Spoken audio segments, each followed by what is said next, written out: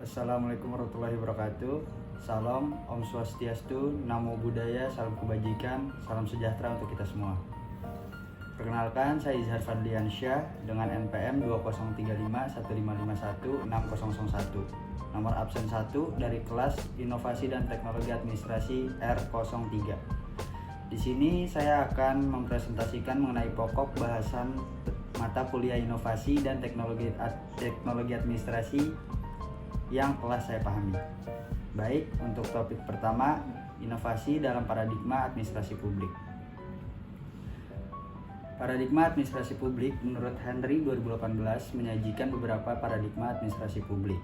Di antaranya yang pertama, paradigma of dichotomy politics and administration sejak tahun 1900 hingga 1926. Yang kedua, paradigma of administrative principle sejak 1927 hingga 1937. Yang ketiga, paradigma of public administration as politics sejak 1950 hingga 1970. Dan paradigma yang kelima, ada paradigma of public administration as public administration sejak 1970 hingga 1990. Kemudian paradigma berikutnya ada paradigma of public administration as governance sejak 1990 hingga saat ini. Paradigma administrasi publik, menurut perkembangan mutakhir dari paradigma administrasi publik disampaikan oleh Nicholas Henry dalam bukunya yang telah direvisi 13 tahun. Pada tahun 2018 bahwa sudah muncul paradigma baru dalam administrasi publik, yakni paradigma of public administration as governance sejak 1990. Paradigma terakhir ini menegaskan bahwa sebelum era governance, maka semua paradigma sebelumnya cenderung berorientasi pada government, menurut Henry tahun 2018. Kemudian masuk ke tahap New Public Management. Kelompok ini memiliki berbagai konsep yang diperkenalkan untuk memperbaiki bad government seperti market governance, entrepreneurial governance, enabling governance, and performance-based governance, dan lain sebagainya.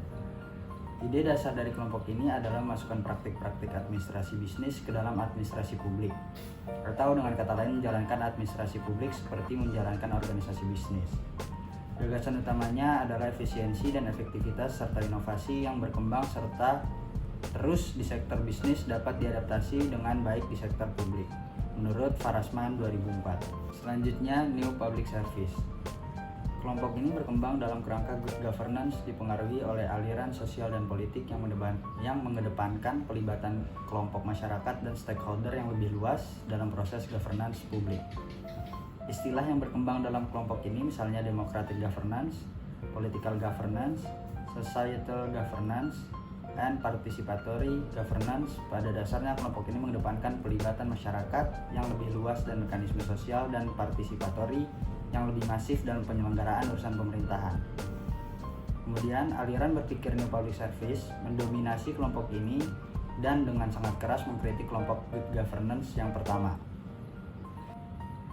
Kemudian sejalan dengan penggunaan konsep utama governance tersebut, Ali Farasman bahkan mengembangkannya dengan tawaran konsep sound governance atau SG. Dengan tetap mendasarkan diri pada konsep governance, Farasman tahun 2004 mengusulkan perubahan dari good governance menjadi sound governance. Untuk membangun sound governance dibutuhkan kapasitas pemerintahan yang mampu melaksanakan inovasi baik dalam kebijakan publik maupun dalam administrasi publik. Kemudian topik selanjutnya ada makna inovasi dan ruang lingkupnya. Definisi dari inovasi itu sendiri menurut Everett M. Rogers tahun 1983 bahwa inovasi merupakan an idea, practice, or object that is perceived as new by an individual or another unit of adoption. Kemudian definisi menurut Drucker tahun 1984 bahwa inovasi merupakan the specific tool of entrepreneurs, the means by which they exploit change as an opportunity for a different business or a different service. Yang artinya menurut Everett M. Rogers tahun 1983 bahwa inovasi adalah ide atau objek yang dianggap baru oleh individu atau unit adaptasi lainnya. Kemudian menurut Drucker tahun 1984 bahwa definisi dari inovasi adalah sebagai alat khusus pengusaha. Cara pengusaha mengeksploitasi perubahan sebagai peluang untuk bisnis yang berbeda atau layanan yang berbeda. Kemudian, perkembangan inovasi ini merupakan tuntutan tersendiri di sektor bisnis untuk menghadapi persaingan yang semakin sengit. Persaingan antara perusahaan seringkali berdarah-darah dan membawa kematian bagi banyak usaha yang gagal bersaing. Basis persaingan dimulai dari efisiensi, kemudian perkembangan berikutnya basis persaingan didasarkan pada produktivitas. Selanjutnya adalah era kualitas. Ketika globalisasi semakin menguat dan banyak organisasi yang beroperasi lintas wilayah, maka mereka harus memenangkan persaingan di luar wilayah tradisionalnya. Kemudian basis persaingan akhirnya didasarkan pada kemampuan organisasi tersebut beradaptasi dengan lingkungan barunya. Kemudian saya akan menyebutkan contoh-contoh dari berkembangnya suatu inovasi dari hal yang lama menuju hal yang baru.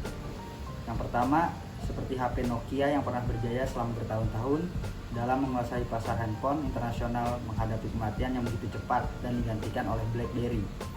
Selanjutnya, BlackBerry menguasai pasar dengan hebat di seantero dunia.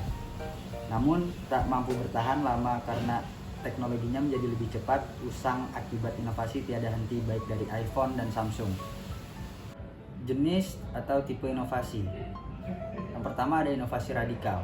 Inovasi radikal dipahami sebagai perubahan yang benar-benar baru dan sepenuhnya berbeda dari apa yang sudah ada sebelumnya, sehingga untuk menggunakannya dibutuhkan pengetahuan dan teknologi yang amat berbeda dari yang sudah ada.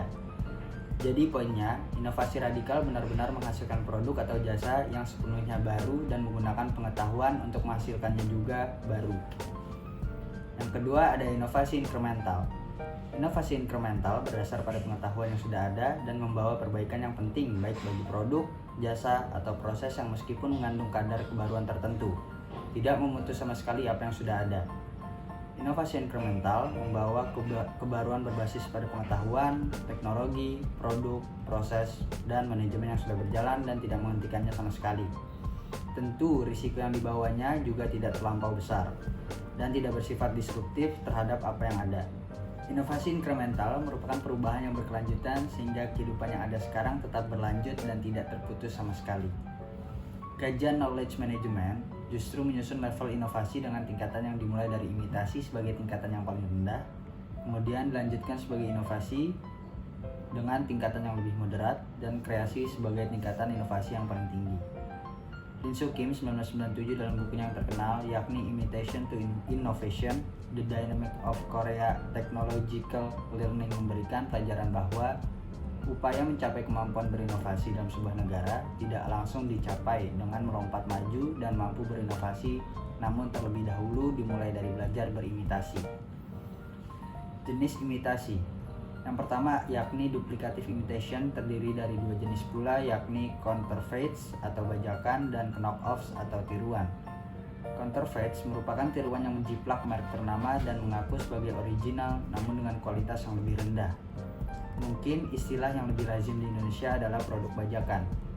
Imitasi jenis ini umumnya bersifat ilegal, sementara knock-offs mirip dengan produk cloning. Produk ini meniru produk original dari merek ternama dengan kualitas yang tentu berbeda. Produk cloning ini dijual dengan merek yang berbeda dan tentu dengan harga yang lebih murah. Produk cloning ini seringkali pula menghindari pembayaran atas hak paten dan royalti dari produk yang ditiru.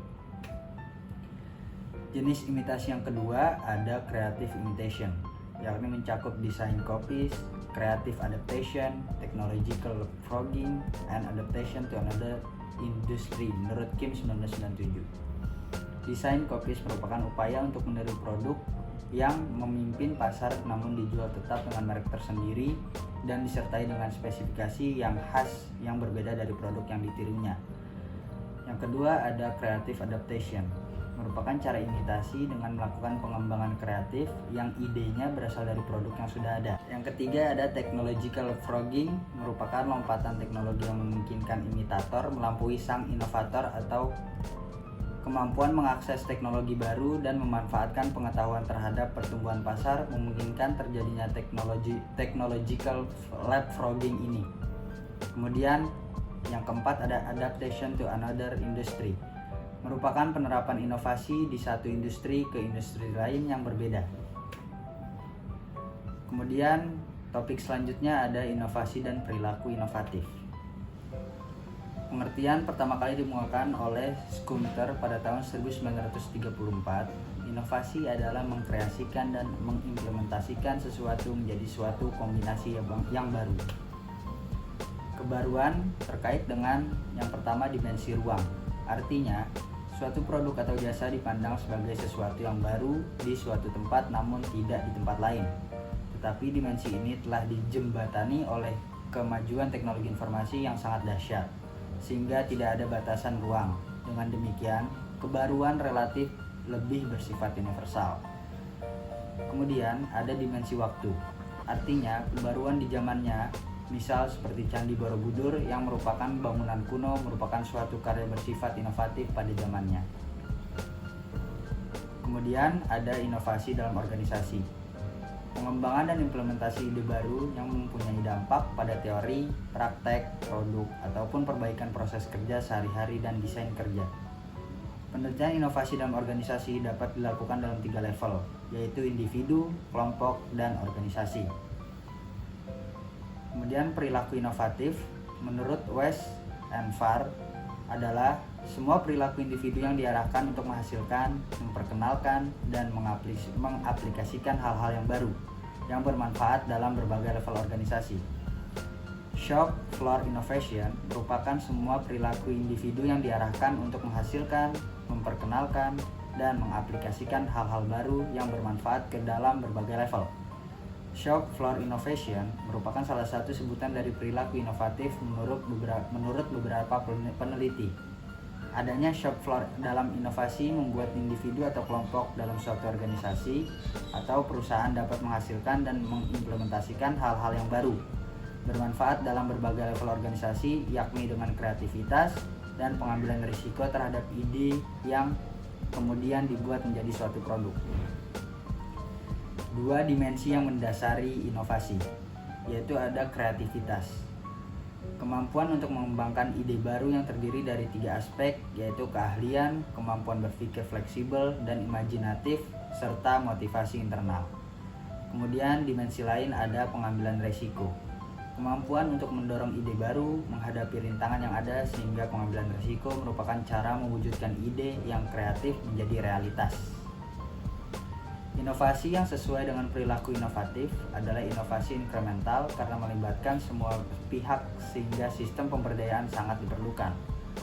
Perilaku inovatif adalah semua perilaku individu yang diarahkan untuk menghasilkan dan mengimplementasikan hal-hal yang baru, yang bermanfaat dalam berbagai level organisasi, yang terdiri dari 2 dimensi yaitu kreativitas dan pengambilan resiko, dan proses inovasinya bersifat inkremental. Sekian kiranya presentasi yang dapat saya sampaikan. Kurang lebihnya saya mohon maaf. Terima kasih yang telah memperhatikan. Wassalamualaikum warahmatullahi wabarakatuh.